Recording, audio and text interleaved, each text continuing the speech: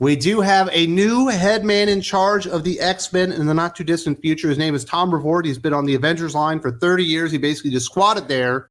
And we finally have some information here that doesn't look promising for Tom Brevoort in the future of X-Men. In fact, he tells us to be ready for disappointment. He's promising it. Hey, at least he's upfront about the fact that we're all going to be disappointed by what happens in X-Men over the next however many years he gets to squat in this office now. The question directed to Breevort was about what goes into deciding how many books to put out in a given time, with the longtime Marvel editor explaining like this.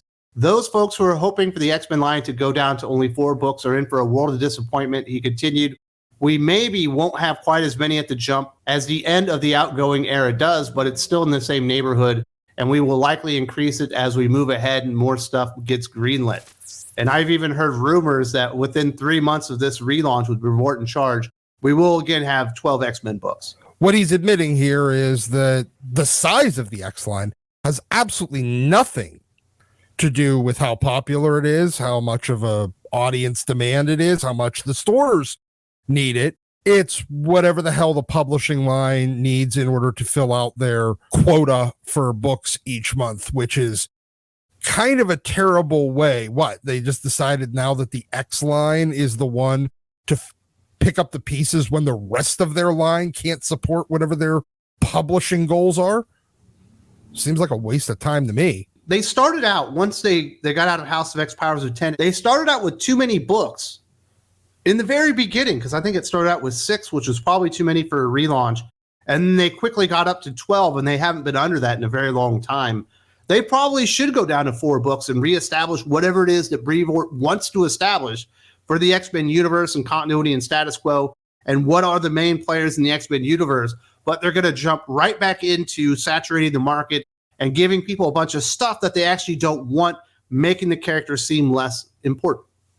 Yeah, that seems like a really great recipe to end up in the exact same boat that they're trying to fix right now by firing Jordan White and his Legion of Doofuses, replacing them with Tom Brevoort and his, I guess, Legion of, well, probably more doofuses. Well, we do know that like all the X-Men writers are going to leave, but they've offered this job, from what I've heard behind the scenes, they've offered this X-Men gig to a ton of people, like including like Brian Michael Bendis. They thought maybe bringing him back would work, and everyone has turned it down. And it looks like we're going to get maybe like Colin Kelly and Jackson Lanzig maybe on the flagship book, which would somehow like astonishingly be a step down from Jerry Duggan, which I didn't think it was possible on a flagship title. Hey, you know what? If there's one thing Marvel is really good at, it's proving that whatever we think is the bottom of the barrel, there's always something to go lower.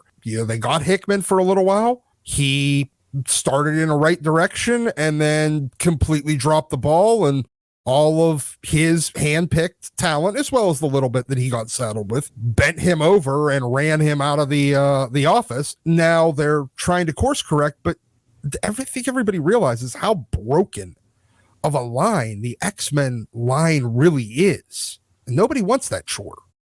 It is going to be a lot of work to fix the X-Men. And I thought best case scenario with what Tom Brevoort was doing, you know, with Avengers and the people that he was working with, perhaps Jed McKay, not a big name, certainly not a household name, not an A-lister, not even a B-lister, maybe a C-lister at best, would come over. Maybe he would be the guy on the flagship book, but it sounds like he's actually just going to stick with Avengers. So you're left with Colin Kelly and Jackson Lanzig. The other name that he's worked with a ton over the last few years and seems to trust is like Christopher Cantwright. Well, so that's who you're going to get. You're going to get all these other rejects that have failed everywhere else they've been used. And now they're going to get thrown onto an X line that apparently exists to merely fill out the publishing goals of the marketing department rather than exist to tell good stories. So, hey, look, it's a guaranteed way to keep their keep gigs. So sure, go for it. I mean, well, not the greatest plan in the world to actually have. We need 12 X-Men books, so you're going to have 12 X-Men books rather than we have a story so huge in scope and so amazing that it needs 12 books to actually tell it correctly. Like you're having the tail wag the dog here. And it appears Tom Brevoort, according to his own words, is in over his head. He said the scale of the venture is so great in the scope. This is a far cry from building a new relaunch for Avengers or Fantastic Four. It's relaunching an entire line of titles, creating the infrastructure between them that will make up the new parameters of their world and how they'll all interact, and to what degree, as well as deciding what characters will end up where in whose hands. I've done a lot of things in my years on this job, but I've never had to think so broadly about so many characters and books at one time. And I do believe, based on what he's saying there and the idea that he basically just squatted in one place for 30 years, jumping into a venture this big is probably outside the capability of Tom Brevoort at this point. We're talking about a guy that didn't want to leave Avengers, and now he's got a project that's so enormous he can't even get his head around it. And he's not exactly motivated to do the best work of his career. I think he's motivated to sit in the same chair and get his retirement somewhere in the future. I don't think he's trying to do great things. I mean, if you look at a lot of, Avengers, there was one title for most of his tenure. Even the solo books in the Avengers office had no connection whatsoever to what was going on in the mainline Avengers book, even though they had the same, characters. There wasn't any connection with the other books. Now he actually has to supposedly edit a line that is supposed to make sense and be telling one big arching story, assuming that they're, these characters are at all connected anymore. And it's not like he's been kicking ass and taking names with Avengers as far as like creating enthusiasm and like doing awesome events. I remember Empire, obviously Fantastic Four and Avengers and that thing, and it was just an entire pile of crap. It wasn't a good story. There was no good ideas in there. And I feel like if he can't execute an Avengers Fantastic Four event, like how the hell is he going to do a big ass crossover between 11 titles on X-Men happening at the same time? Look, he's already basically coming out and admitting before this even starts that he's completely out of his depth, and he's actually going to be challenged for probably the first time in 25 years. The last time that anything that Tom Brevoort did that he was in charge of editing actually did matter in the greater Marvel universe would have been what? Civil War? I mean, Civil War 2 was supposed to be important. It wasn't really an Avengers spinoff. It was more of a everything spinoff, whereas Civil War was definitely an Avengers. But that was, I think I would say Secret War. Okay, yeah, you know what? Secret War. Okay, I'll give him that. But even that, honestly, look at the end of Secret War.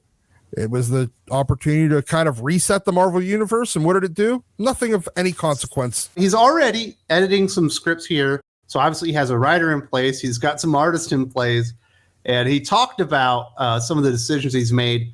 I made a couple of non-traditional choices that have made some of the folks around me a little bit edgy, and I can't even say with certainty that they are the right choices. All I can go on is that my gut tells me that's the way to go, but it really is working without a net here. And that tells me so much bad stuff is happening. The thing that the X-Men need to do during this reboot is get back to what made it work to begin with. Stop experimenting and taking the X-Men further and further away from what people actually care about. It sounds like he's already doing that. Look, you don't have to put them back in the mansion. You don't have to go down to just 5 X-Men and start exploring from the beginning. You don't even have to go back to the giant-sized, the international team. But it would be a good idea. You can be smart. But you just have to fucking simplify. Simplify in any way possible. Get them back even so that they're a stone's throw away from, the general core of premise of heroes who still protect a world that hates and fears them. Tone down on the fact that X-Men is just an allegory for, bigotry.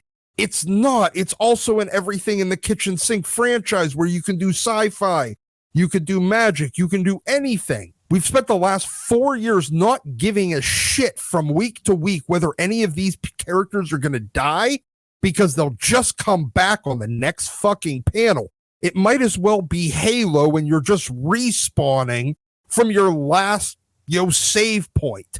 It's ridiculous, and it was so deviated from the core concept. You just have to get the hero team back to basics. These are the key heroes. These are their core characteristics, and these are their personalities.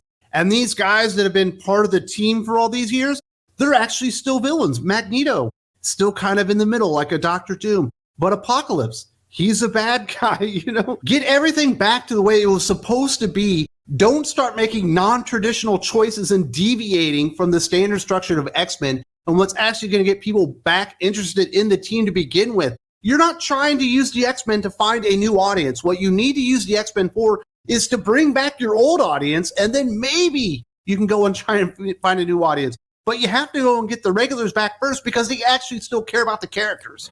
Yeah, you have to get it to something that we, as longtime readers, recognize as the X-Men. Because what you've been giving us for most of the last 4 years is unrecognizable.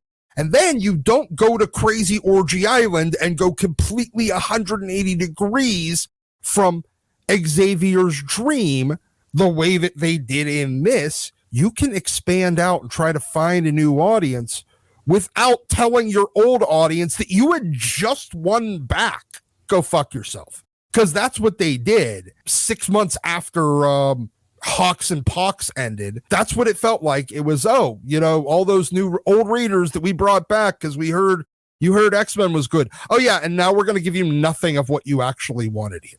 Go back to basics, win old fans back, then you can try to grab at new people. It's not hard. X-Men has a huge core fan base that you can survive off of for at least the next 20 years if you don't tell them to leave. Absolutely. There's an enormous fan base. Obviously, you are a man that was born and raised in comic books on X-Men, and you walked away from your favorite franchise. Jordan White had to go. The Legion of Doofuses had to be kicked out for any chance of anything remotely good happening or any type of save happening. But now that we're seeing what Brevoort is saying, at least, we haven't seen it yet, are you feeling optimistic about the future of X-Men?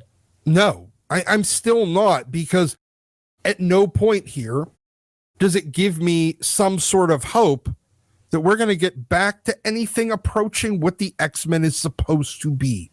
Instead, we're going to have another couple of years of meandering in the darkness, shooting themselves in the foot and getting close and just trying to obsess over minutia built out of God loves, man kills that is way, way, way overdone.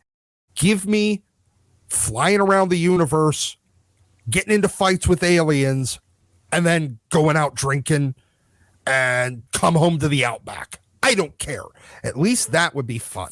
Doc and I are not only here to point out problems, we're actually here to point out solutions. And we certainly did that for Jordan White and the Legion of Doofuses. We actually gave them 4 ideas that would clean up their line almost immediately during the Kryptonian era. Obviously, they didn't listen to us. It all died, and they're all out of jobs. But this is what Doc and I were talking about just